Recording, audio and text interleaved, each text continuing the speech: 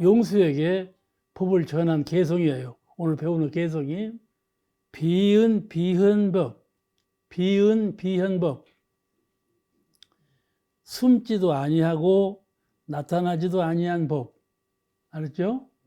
비은 비현법, 숨지도 아니하고 나타나지도 아니한 법이 있으니 설시 진실제라. 이것이 진실로 실제인 것을 너에게 설하노라. 아시겠죠? 이것도 아니고 저것도 아닌 것이 있어. 이것도 아니고 저것도 아닌 것은 말할 수가 없는 거거든. 그러죠? 숨지도 아니하고 나타나지도 않은 거예요. 그런 거 저 세상에 있을까? 그런데 그렇게 묘한 것이 있는데 그 묘한 것이 바로 진실로 이 우주만유 실제적인 진리다. 그래서 너에게 이제 그 진리를 설하려고 한다. 그 말이야. 5차. 이를 깨달으면 은현법이라. 이 은현법을 진실로 깨달으면 숨기도 하고 나타나기도 하는 이 법을 진실로 너가 깨달으면 그 말이에요. 깨달으면 비유 역비지라. 이게 어려워요. 비유 역비지라. 깨달으면 밝아서 잘 대각을 해버려야 하는데 이 말을 이렇게 해놓은 거예요. 깨달으면 어떻게 되냐 하면은 어리석도 아니하고 비유 어리석도 아니하고 역비지 또한 지혜롭도 아니하도다. 무슨 말인지 알겠어요? 잘 못 알아들어. 지혜롭지도 아니하고 어리석도 아니한 거, 그것이 무엇일까? 그것이 이 개성 화두예요. 반갑습니다.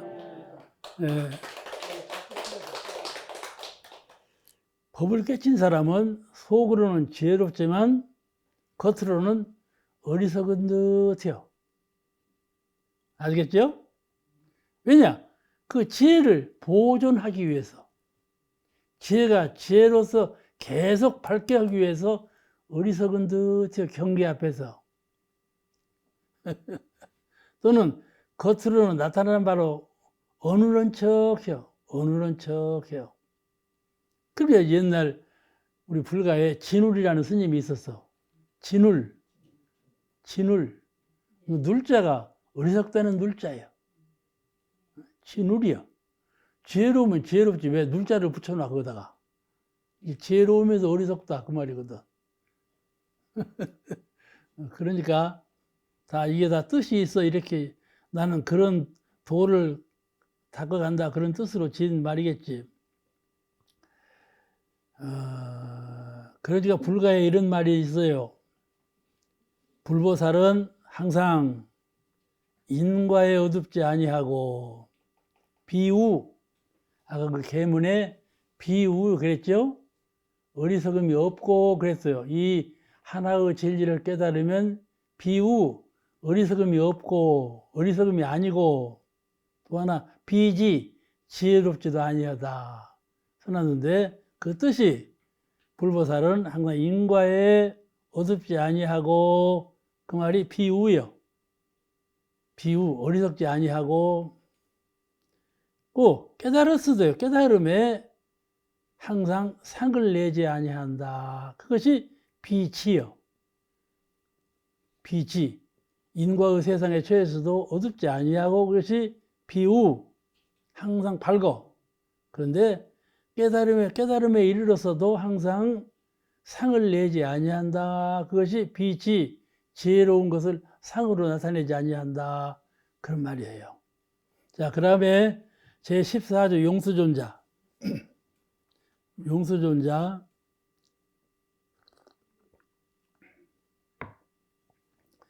용수는 아주 유명한 스승이에요. 중도론을 낸. 대승불교에서 제2의 부처다, 제2의 불타다 이렇게 추앙될 만큼 불교사에 커다란 족적을 남긴 그런 인물이에요.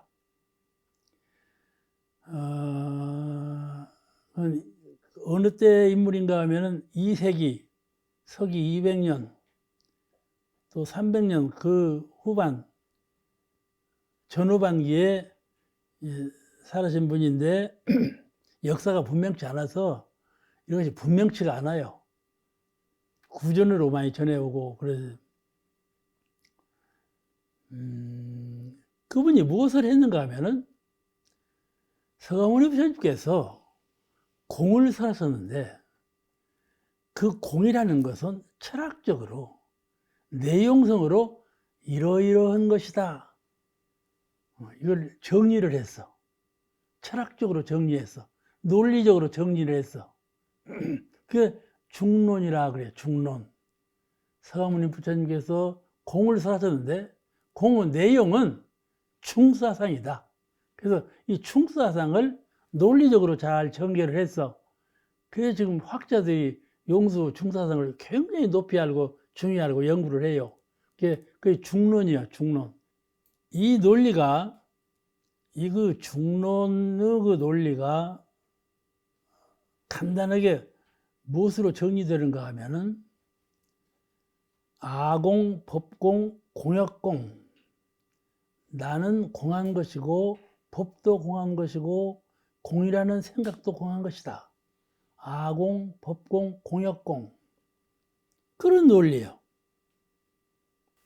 이제 그 저서가 자꾸 후세에 갈수록 빛을 보는데 중론이라고 아까 말씀드렸는데 그걸 중관이라고도 해요. 중관. 관조, 중에 의해서 관조한다. 그 중관이라고도 해요. 중론이라고도 하고 이 반야경에서 반야의 사상을 정리한 것이 대지도론인데 이렇게 정리한 것 같아요. 공의 사상을 중론으로 정리한 것이 반야경에서 반야 사상을 대지도론에서 정리한 것과 같이 정리를 시도해서 결정을 얻은 것이라 말씀이죠. 이 말이 지금 어디서 근거를 두고 이렇게 말이 되는가 하면은 우리가 지금 배우고 있는 전등록이 처음 첫 강좌에서 말씀드렸죠. 구마라집이 지은 거예요. 구마라집이 이게 써놓은 것을 번역한 거야. 젊었을 때부터 보통 사람이 아니에요. 어떻게 보통 사람이 아닌 거니? 젊을 때 둔신술을 해. 그러니까 정법회상에 와서 정법을 배우고 신통묘수를 배운 사람이에요.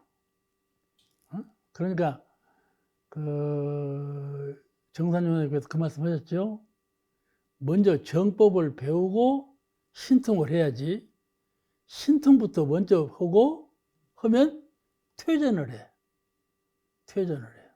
그러니까 그렇게 공부하지 말고 정법부터 먼저 배워서 그 다음에 통력을 얻도록 그렇게 해라. 그런 법 말씀이 계시는데 이 용수가 정법 만나기 전에 신통수를 했어. 둔신수를 했어. 둔신이 뭔 거니? 내 몸이 보이지 않게 해요. 나는 여기 있지만 저 사람이 나를 못 봐. 내 색신을 못 봐. 그렇게 둔신수를 했다니까? 이제 이 용수가 젊은 나이니까 이 구마라집이 쓴 대로 하는 거예요, 지금. 그래서 그게 사실인가 아닌가는 누구도 몰라. 구마라집이 쭉 번역해 놓은 거니까 그대로 믿을 수밖에 없어. 젊은 나이에 둔신수를 하니까 궁중에 들어갔어. 둔신을 해갖고. 아무도 몰라. 누가 들어온지를 몰라. 그래가지고 그 궁녀들을 범했어. 그 궁에 들어가서. 그랬다는 거예요. 그래서 나중에 이제 그렇게 방자했지만은 참여하고 큰 스승이 되었다. 그런 얘기예요. 불교에서는요, 전에 너 뭐 했어? 그런 거 안 물어봐. 미래에 너 뭐 되려고 하냐? 그것도 안 물어봐. 사실은요, 내가 그 말을 했나? 불법은요, 현재가 가장 중요해. 현재라는 것은 과거와 미래를 촌탁해서 현재가 있는 것이지, 현재도 원래 없는 거예요. 시간이라는 것을 과거, 현재, 미래로 쪼개니까 현재가 있지, 현재라는 건 현재, 미래, 과거가 없는 거예요. 시간이 없는 거예요. 근데 이 세상에 태어나면 시간이 있잖아요. 근데 스토이는 과거와 미래에 살면 안 돼. 누구나 어떤 스토인도 그것이 일체유심적 원리예요. 지금 내가 마음을 어떻게 수호하며, 지금 내가 마음을 어떻게 사용하는가, 그것이 문제지, 과거에 무엇을 했으며 미래에 무엇이 될 것인가가 문제가 아니에요. 이게 제일 중요한 것이에요. 그러니까 용수가 과거에 젊은 나이 때는 순신술로 그런 일을 했어도 그건 과거사고, 이제 큰 도인이 돼가지고 중론에 의한 그런 훌륭한 법을 창안에 대해서 후세에 전해지고 있잖아요. 그러니까 용수라는 이름을 받은 것은 용용자하고 나무 숫자거든. 그 용수라는 큰 나무가 있었대요. 그 용수라는 큰 나무 아래서 용수를 낳았어, 어머니가. 나무 아래서. 서머니 부처님도 고향에 가져다 놨지 않았어. 그렇지, 용수를 나무 아래 놨는데 그 나무 아래서 회상을 펴고 제자를 가르쳐서 용수가. 그 이제 거기서 가비마라 스승을 만난 거예요. 스승을 만난 후로 남인도에 내려와가서 법을 했는데, 이제 용수가 깨달은 법은 이제 불성이죠, 불성. 참된 나가 무엇인가, 둘 아닌, 이것과 저것은 둘 아닌 법, 그 법을 배워갖고, 그게 불성인데, 우리가 아는 건 이론상이죠. 이론상의 법을 가지고 이제 남인도에 내려와서 법을 펴려고 하니까, 이 대중들이 그 법을 잘 받아들이들 안 해. 대중들은 무엇에 젖어 있었는가 하면은, 불법은 복을 빌고 복스럽게 사는 거, 그것을 크게 알고 형상 있는 자리, 복스럽게 사는 거, 그걸 크게 알고 형상 없는 불성, 마음의 심직 공부는 그렇게 허망하게 알고 경홀히 알았다, 그 말이죠. 그러니까 법을 전할 때 법을 잘 전해지질 않죠. 그 상대방이 그렇게 알고 그런 습관에 젖어 있으니까. 그러면서 불성을 말하는 것은 매우 헛된 거다. 나중에 심은 말로는 그건 거짓이다. 실성이 아니다. 이렇게까지 평가를 하는 거야. 하루는 용수가, 용수 그 높은 명상을 듣고 하루는 가나제베라는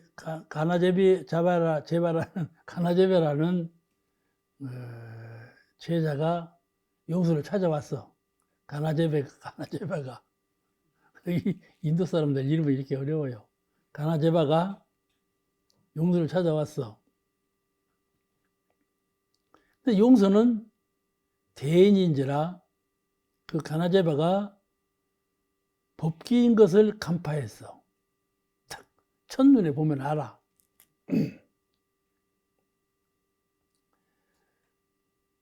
그 입구에다가 미리 물을 가득 담아놓고 기다리고 있었어.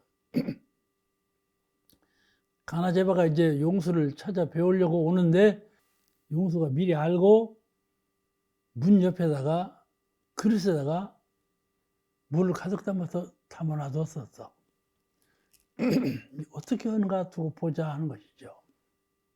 근데 아나사르가 가나제바가 들어오면서 바늘 하나를 그 물속에 뻥 집어넣어.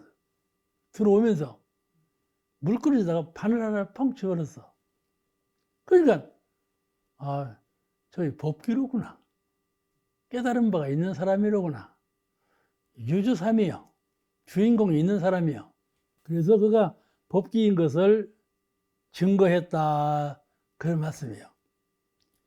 이 사발물에 바늘을 탁 집어넣은 것은 이제 두고 연구해 보세요.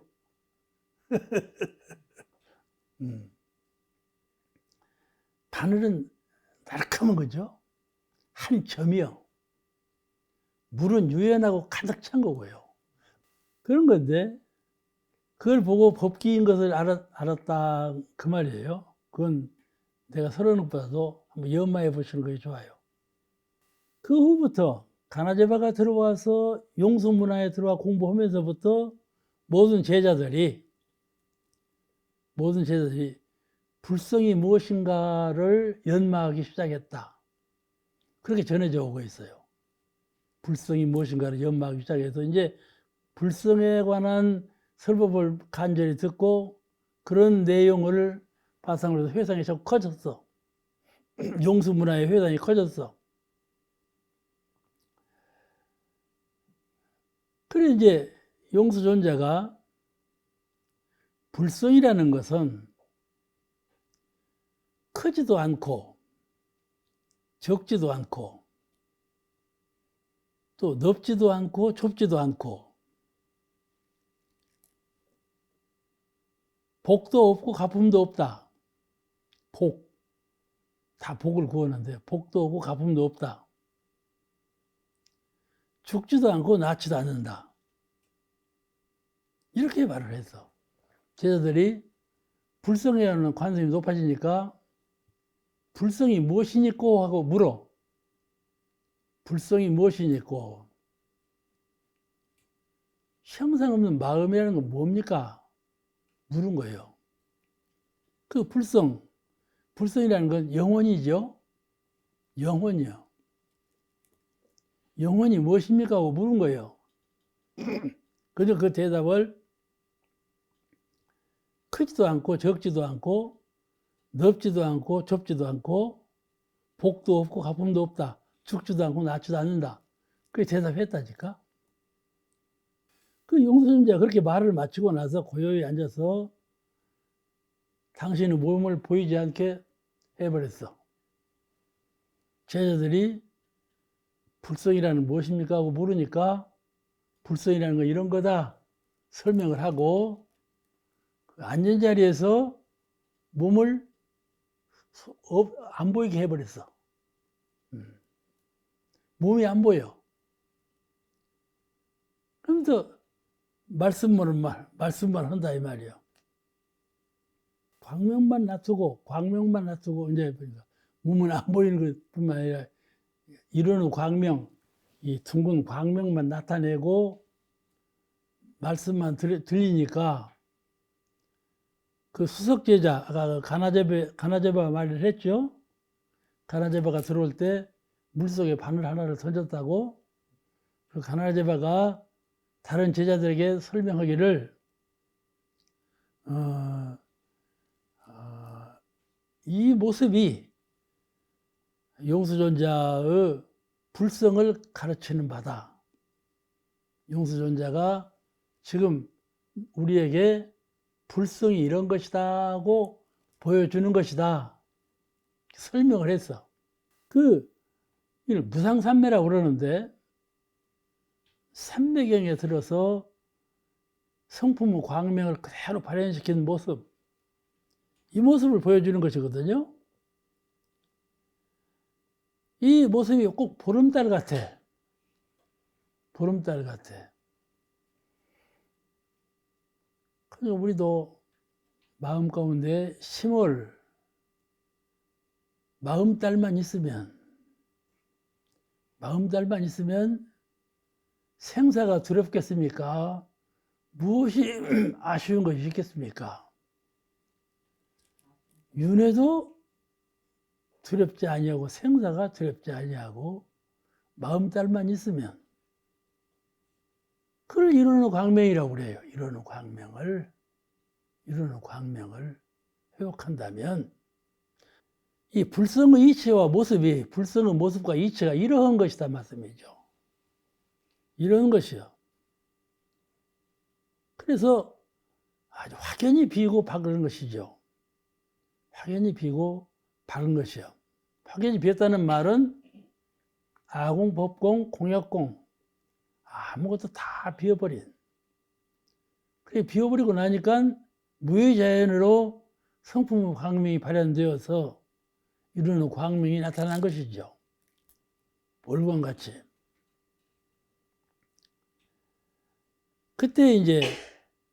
그때 그 무형한 법설을 마치고 나서 이제 광명도 사라지고 몸을 도로 나타내 가지고 개성을 설한 거예요. 이제 그렇게 하고 나서 개성을 설했어. 그 개성이 방금 그 나오는 개성이에요. 개성 한번 보세요. 신은 온월상 몸으로 둥근 달 모습을 나타내서 그죠? 아까 말씀드린 것 같아요. 신현 온월상 몸으로 둥근 달 모습을 나타내서 이표 제불체 이로써 모든 부처님의 체성자리를 표현했다. 이로써 제불체 모든 부처님의 체성 잘 아시죠? 본체 가장 근본적인 마음자리 그걸 체성이라고 그래요. 가장 근원적인 진리자리 근원적인 마음자리를 체성이라고 그래요. 본체라고 그러고 그 불체를 표현했다. 설법은 그가 표현하는 설법은 무기형 그 형상이 없는 것으로 법을 설했다. 그 법을 설했는데 무엇으로 법을 설했는가 하면 말은 소리가 있고 형상이 있잖아요. 있는데 그 형상 없는 모습으로 법을 설했다. 광명으로 법을 설했다 그 말이에요. 이로써 법의 뜻이 소리와 색깔이 아님을 변증하였다. 법이라 하는 것은 소리로 하는 것이 아니다. 그렇죠? 우리는 이제 법설을 듣고 법문지다 하고 법이라고 알아듣고 있잖아요. 소리로 전하는 것도 아니고 어떤 색깔, 무엇으로 색깔로 보여주는 것도 아니고 법의 뜻이라는 것은 법의 진정한 뜻은 소리와 색깔이 아님을 이루는 광명으로 변증을 했다 그 말이에요. 여기서 이제 불성이 무엇이니까 제자들이 자꾸 물으니까 제자들이 여기서만 묻는 것이 아니에요. 불교는 본래 그래요. 누구든지 제자가 된 사람은 스승한테 그렇게 물어. 불성이 뭡니까? 똑같이 물어봐. 알겠죠? 이 사람만 물어보자. 그리고 한 사람이 어저께 스승한테 불성이 무엇입니까? 하고 물었으면 오늘 또 똑같이 불성이 무엇입니까? 이렇게 물어봐. 아시겠죠? 그럼 스승이 뭐라고 했어? 저는 정신없네. 어저께 물은 것을 오늘 또 물어. 그거 안 물었겠죠? 응? 그렇지가 않아. 불과 가풍이에요. 아시겠죠?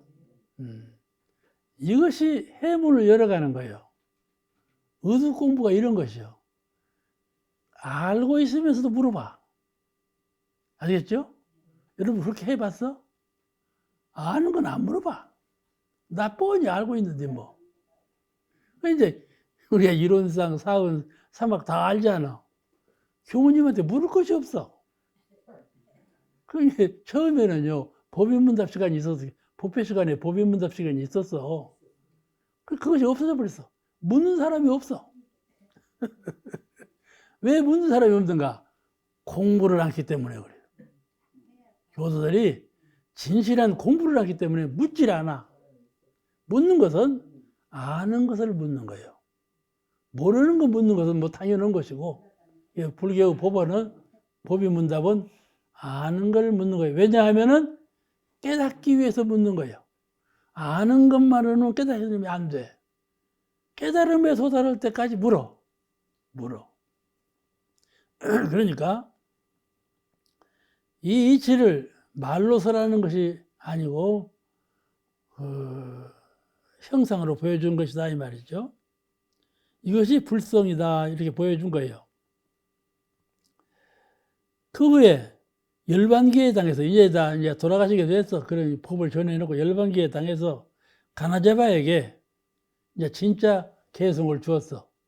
가나제바가 그 수석 제자지요. 응? 그릇 물속에 바늘을 빠뜨린 그 제자요. 가나제바. 그 수석 제자에게 개성을 주신 것이 다음의 개성이에요. 그 유명 은현법, 은과 현의 무의법을 밝게 알리기 위하여 은과 현 무의법, 은과 현은 무의로 되는 것이요. 은에서 현으로, 현에서 은으로 무의자연적으로 되는 거예요. 그 이치가 변에서 불변으로, 불변에서 변으로 둘이 아니기 때문에 은과 현의 이치가 무의법을 밝게 알리기 위하여 방설 해설리 널리 은연의 속박을 해탈하는 이치를 설하노라. 은연으로부터 해탈하기 위해서 너에게 그 무의법을 은연법을 설한다. 은연법을 설해. 앞에 은연법이 나왔죠? 은연법, 유명 은연법을 밝히기 위하여 너에게 은연법, 그 은연법을 설하노라 그 말이요. 어떻게 설했나? 어법, 그 법이라는 것은 어법, 그 법이라는 것은 사유하는 마음으로는 증득하지 못하나니 생각하는 것으로는 생각하려는 것은 깨닫지 못한다. 오직 명상을 통해서 실제로 마음을 비워서 빈 마음으로 돌아가는 실지를 통해서 아시겠죠? 다시 말씀드리면 빈 마음은 마음의 바탕인데 바탕을 떠나서 생각이 나는 거거든. 그 바탕을 떠나서 나는 생각으로는 바탕을 알 수가 없어. 어떻게 말하냐? 마음의 근본 자리로 돌아가서 근본 자리에 멈춰서 거기에서 증득한 바 그것으로 깨닫는 거다. 그러면 말이라는 것은 마음으로 나타난 거야. 형상도 그렇고 이게 나타난 것으로는 말로는 그 법의 근본을 가르쳐 줄 수도 없고 깨달을 수도 없는 것이다. 그러니까 그걸 떠나서 마음으로 깨달아라 그렇게 가르친 거야. 사유하는 마음으로 생각하는 마음으로는 증득하지 못한다. 그러면 여기가 어려워 이제.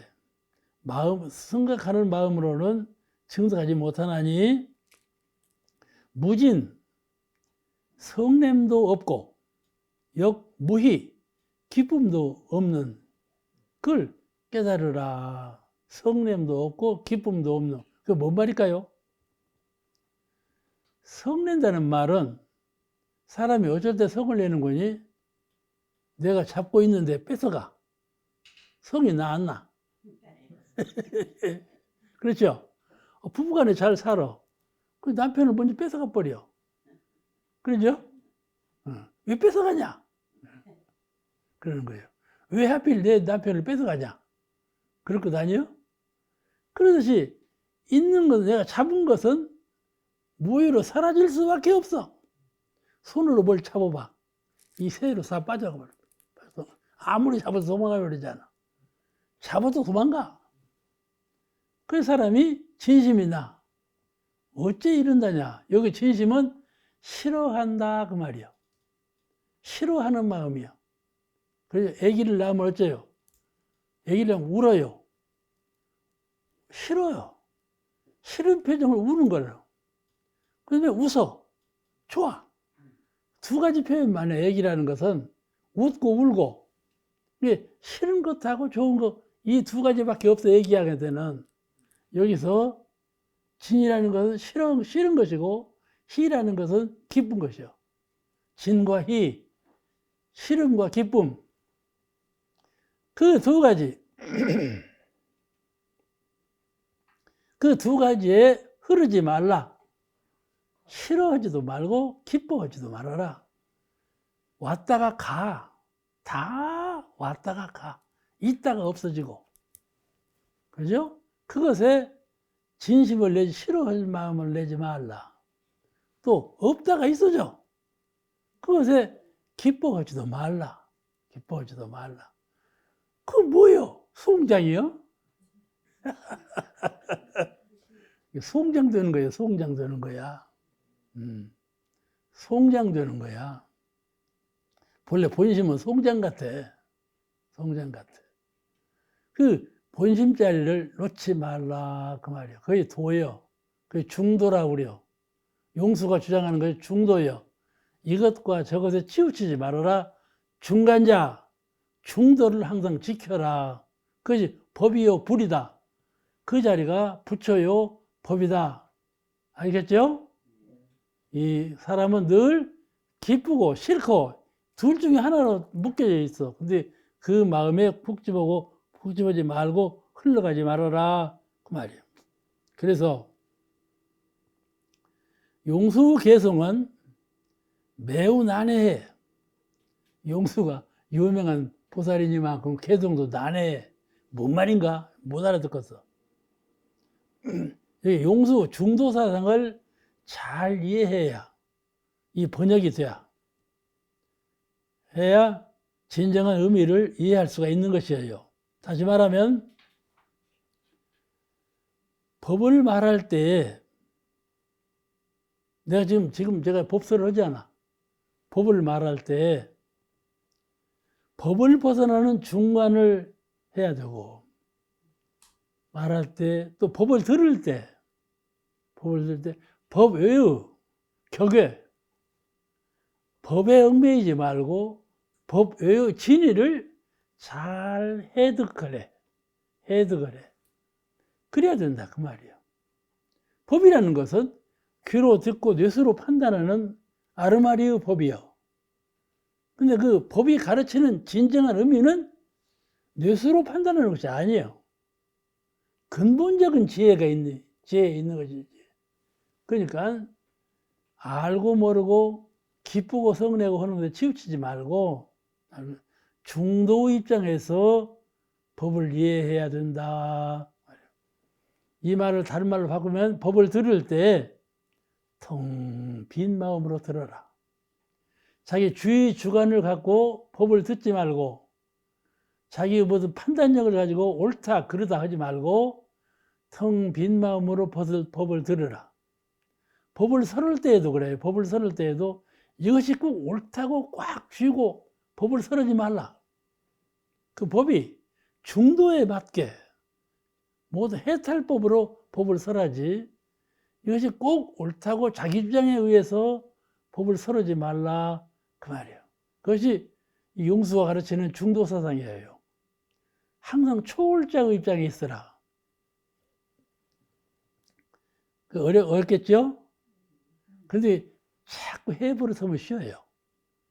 어려운 것 같은데 해버릇 해야 돼야 이 불교 공부는 자꾸 해버릇 해야 돼요. 그러면 잘 쉬워져. 그리고 안 해버릇 한 것은 재미가 없어. 해버릇 한 것 하면서 거기서 재미가 붙어야 돼요. 왜냐하면 이것이 내 것이로구나. 이렇게 하니까 되는구나. 이런 자신감이 딱 서. 이것이 내 것이로구나 하는 자신감이 마음에 가. 그냥 기쁜 거야. 기쁜 거야. 근데 이것은 무엇에 치우치는 마음이 아니고 진실로 진실한 법은 이런 것이로구나. 이것이 바로 내 것이고 내가 응용을 할 때 세상 만사에 사람을 대하고 일을 취소하고 응용할 때 너희 얼마든지 응용할 수 있는 원리를 내가 체득을 했구나. 기쁘겠어요? 안 기쁘겠어요? 이 원리를 체득하는 것은 해봐야 하는 거예요. 말로만 듣고 기억으로 난 것은 헐 때 죽어버려. 알겠죠? 숨어버려. 실제로 지금 사용해야 되는데 사용할 때는 숨어버려. 그리고 나면 이제 법서를 들을 때만 그렇지 알고. 그렇지 알고. 이러니까 해버릇 해가지고 내 것을 만들어야 실제로 응용할 때 살아있어. 그러면 참 기쁨이 있는 것이죠. 기쁨이 있는 것이요. 불교를 모르면요, 이런 기쁨이 없어요. 기독교 신앙은 이런 기쁨이 없습니다. 타락에 의지하는 모든 것을 신에 의지하는 이런 기쁨이 없어요. 이거는 그야말로 그 감동적인 어떤 변화, 깜짝할 만한 위력을 입는, 은총을 입는다고 그래요. 그런 것만을 기쁨으로 알아요. 안에서 솟아나는 그런 기쁨을 가질 수가 없어요.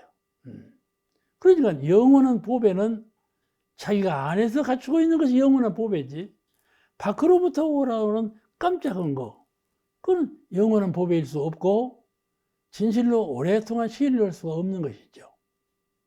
그래서 내가 서울회관에 근무할 때 마포교당이든가 그 교당에서 교무님이 강습을 해달라고 그래요. 그때 이제 강습 주제가 자력신앙이에요.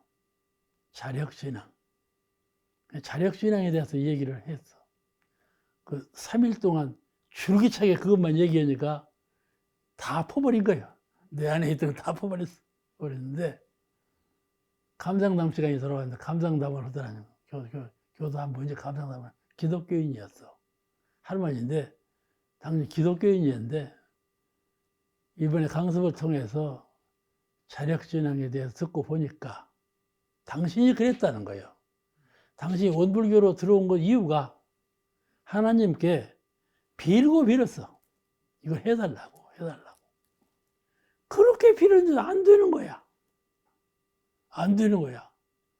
그 원불교로 왔다는 거예요. 이제 알고 보니 내가 좀 관념적으로 잘못 알았구나. 그걸 알게 됐다 그러더라니까. 물론 기독교적인 감동할 만한 이적, 누구든지 그런 일이 있었나, 이런 이적이 나타나는 건 사실이죠. 없는 건 아닌데 그것이 말이죠, 아주 지극하면 일어나는 건데 그것만이 종교가 가르치는 건 아니다 그 말이에요. 그건 영원한 자기 보물이 아니에요. 그 지극한 위력이 내 안에 얼마든지 무궁무진 갈맞아 있는 거라. 그런 무궁무진한 안의 실력을 놓아버리고 밖으로부터만 실력을 구한다면 근본적인 신앙에 의문이 있는 거예요. 그리고 불교와 기독교 차이가 거기 있어요. 그래서 어떻게 보면 마음 그거 믿어갖고 어떻게 하려고 마음만 믿어? 신을 믿어야지. 이렇게 하는 거야. 근데 그렇지 않아요. 마음의 원리를 모르면 그런 말을 하지요. 어떤 분은 그런다니까. 계령이라는 것은 육체를 입고 있을 때 생각하는 거, 속에서 생각하는 거, 그게 계령이고, 육체를 벗어버리면 계령 없어져버린다. 이렇게 말하더라니까. 여기 저런 허망한 꼴이 있나. 자, 그러면 여기서 용수가 개송을 통해서 이렇게 은연법을 말했는데, 은연법이라는 것은 인위적이 아니고 무의로 되는 자연법이에요. 은연은 무의로 되는 자연법이요. 자연적으로 그렇게 돼야 있는 것은 없어지고 없는 것은 있어지고 은과 현, 유무 이렇게 표현을 하는 것이 자연법이에요. 그걸 말하는 것인데, 이 이치를 깨치려면 인위적인 사유와 마음을 통해서는 불가능하다 그 말이에요. 이 부위로 은에서 현으로, 현에서 은으로 돌고 도는데 이것을 내 생각으로 돌려봐. 그러게 하고는 못 깨쳐. 못 깨쳐. 생각을 떠난 근본적인 정신의 세계로 들어가서, 정신의 세계로 들어가서, 정신의 세계에는 은과 현이 없어. 은과 현이 없는 정신의 근본 바탕에 들어가 보니까, 은과 현이라는 것은 본래 없는 거다. 은이 현이요, 현이 은이다. 본래 없는 것이 은. 어째서 은에 국집하고 어째서 현에 국집하는가? 숨은 것에 어째 국집하고 나타난 것에 어째 국집하는가? 어떤 사람은요, 아이고 죽고 싶어 그래요. 죽고 싶다고 그래요. 이타원님은 죽고 싶은 생각 안 났어? 났어? 어떤 양로원 할머니가 늘 죽고 싶다고 하는 거야. 내가 젊었을 때 양로원에 가면 누구 왜 나는 안 가는가 물었다고 그러더라니까. 안 가는가 물었다고. 진짜로 할머니가 돌아가시게 됐네. 그래서 이제 할머니 원대로 되네. 그게 그 말이 듣기 싫으니까 이불을 둘러서 버려. 죽기 싫은 거야. 죽고 싶다고 하는 거야. 그런데 고통스러운 게 그러지. 뭐 생각대로 안 되고 몸은 아프지, 생각대로 안 되지, 말해봤자 누가 들어먹는 사람도 없지. 외로움이 철저하단 말이야. 이러면 죽는 것이 낫지. 뭐대로 사냐. 그러니까 죽고 싶다 하는 거예요. 그런데 그러니까 말이죠. 이 은혜의 도를 모르면 그런다니까. 그러니까 평소에 잘 깨쳐야 돼. 어떻게 깨치냐? 마음으로. 내 마음이 은현의 세계에 내가 살고 있는데, 무슨 몸이, 은현의 몸이요, 이것이. 살고 죽고, 내 몸이 우선 은현이요. 은현 속에 내가 살고 있는데, 경계가 은현이요. 은현은 내가 살고 있는데, 은현의 문제를 내 마음이 어떻게 대처할 거냐. 이걸 깨쳐야 돼. 그리고 마음 가운데 명상으로, 그러니 내가 이렇게 해야 되겠구나. 내가 몸이 아플 때 아픈 몸을 이렇게 대처해야 되겠구나. 내가 좋은 일에 돌아올 때 좋은 일에 대해서 내가 이렇게 대처해야 되겠구나. 그 생각이 깨달음이 생기는 거예요. 이거를 은행법이라고 그래요. 은행법. 이 은행법 생각을 통해서, 마음으로 통해서는 안 된다. 그 근본에 돌아가서 깨달아야 된다. 이걸 가르치는 거예요. 용수 중관사상은 이 양단의 마음에 묶이지 말고, 언제든지 두 끝이 있어. 두 끝이 있어. 음과 양. 이렇게 두 끝이 있어. 선과 악, 고와 낙, 생과 사. 뭐에 다 두 끝이요. 상대성이 있어. 근데 그 상대성에 기울지 말고, 그 말이에요. 그래서 나는 도인이야. 나는 원불교 교인이다. 이렇게 자기가 수행자임을 스스로 인정하고 그런 도리를 밟아가는 도인이라고 인정할 때에 경계에 대해서, 자기 자신에 대해서 양단에 흐르지 말라 그 말이에요. 양단에 언제든지 중도적 입장에서 그 일을 취사하는 그런 실력을 갖추라. 그게 이론의 광명이에요. 이론의 광명 하라니까 뭘 가르치는지 모르는 분도 있어. 근데 그렇지 않고 이론의 광명을 늘 사모하고 이론의 광명을 늘 외우고 그런 정신을 바탕으로 해서 잊어버리지 않아. 잊어버리는 것이 문제라니까. 이러면서 이론의 광명을 챙겼는데 초이로면 잊어버리네. 알겠죠? 그러니까 문제예요. 내가 언제 옛날에 시간을 듣는데 한 우리 선배님이 설교를 할 때 이렇게 설교를 해요. 이론상을 챙겼는데 이 전봇대에서 저 전봇대까지 갈 때 이론상 하고 챙겼대.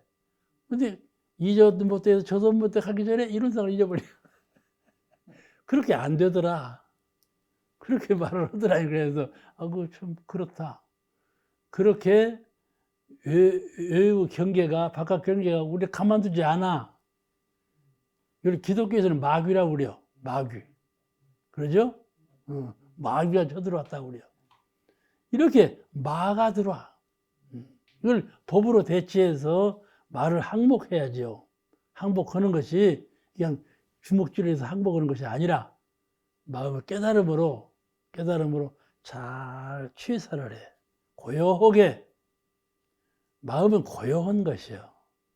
충능거리지 말고 고요하게 깨달은 마음으로 잘 취사해. 역사는 밤에 이루어진다고 그 말이 있죠. 그 여러 가지 해석법이 있겠지만은 고요한 때 이렇게 해야 되겠구나. 알겠죠? 근데 이 말은 다른 말로 바꾸면 명상할 때 이렇게 해야 되겠구나. 깨달음이 생겨. 명상하세요. 저는 여기 새벽에 그 느티나무 있는 자리, 그 자리가 제가 어렸을 때 썩은 복숭아 얻어먹으러 간 자리요. 그 자리가 저희 집이 저 아래가 있고 원두막 그녀가 있어서 그래갖고 그 중간에 복숭아 과수원이요. 하고 이제 5, 6살 때 이제 썩은 복숭아 얻어먹으러 거기 와. 그러면 그 교우님들 꼭 애껴 놔뒀다 우리가 오면 쳐. 그런 자리인데 지금 앉아서 옛날을 생각해봐. 내가 옛날에 이랬지. 그 명상 얼마나 자리야, 그 자리가. 근데 지금은 이제 대학교 돌면서 이제 그 자리에 앉아서 명상한다니까. 근데 명상 중에 새벽 명상. 새벽. 이슬 개기 전에 명상하는 거. 이슬이라는 건 참 묘한 물건이야. 천지연기 아신명을 듣기, 천지 기운이 내리는 거야. 그 이슬을 맺히는 거거든. 알겠죠? 이슬같이 맑은 거 없잖아요. 세상에 제일 맑은 거 말할 때 이슬을 말하거든. 새벽 기운은 이렇게 맑아요. 물 기운이 이렇게 내리는 때예요. 그런 때 명상하는 건 참 좋습니다. 예, 선을 닦아도 좋고 명상해도 좋고. 또 하나는 황혼.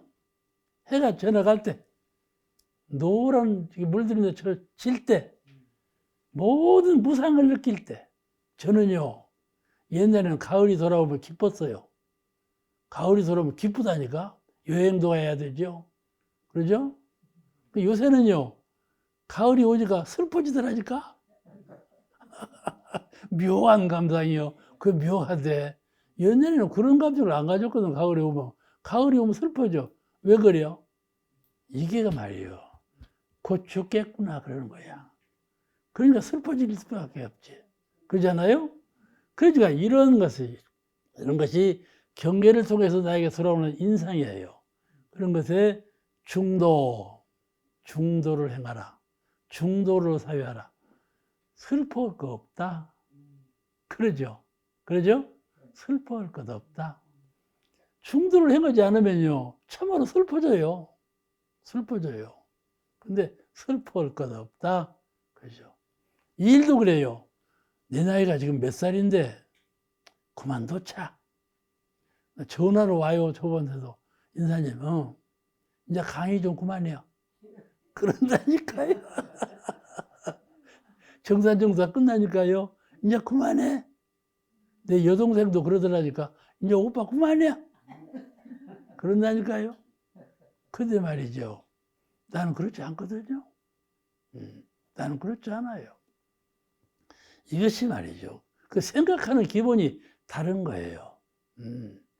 그러니까 저 기독교 김영석 교수가 그 말을 하더만. 그분은 104살인가 사셨어. 오래 사셔 그냥 반. 근데 그래요. 죽을 때까지 일감이 있어야 된다고. 그 죽을 때까지 일감이 있는 게 좋아요. 할 수 있으면 하지 왜 안 해요? 그러니까 포기라는 것이 없어요. 내 나이가 이 정도 해서 포기한다. 이게 없어. 선용하는 것이죠. 늙으면 늙은 것을 선용하고. 아시겠죠? 중은 늙을수록 좋다고 그런 말이 있어요. 둥은 늙을수록 좋다고. 늙을수록 사유 범위가 깊어지고 넓어지고 하는 거거든요. 그러니 얼마나 다양한가요? 그러니 늙어가지고 할 일이 뭐예요? 명상해가지고 법서라고 하는 거 좋죠. 왜 그냥 늙었다고 그냥 쉬어버려요? 그래, 나 늙었다고 쉬어버리면 90세까지 못 살 거야 아마. 그래, 예?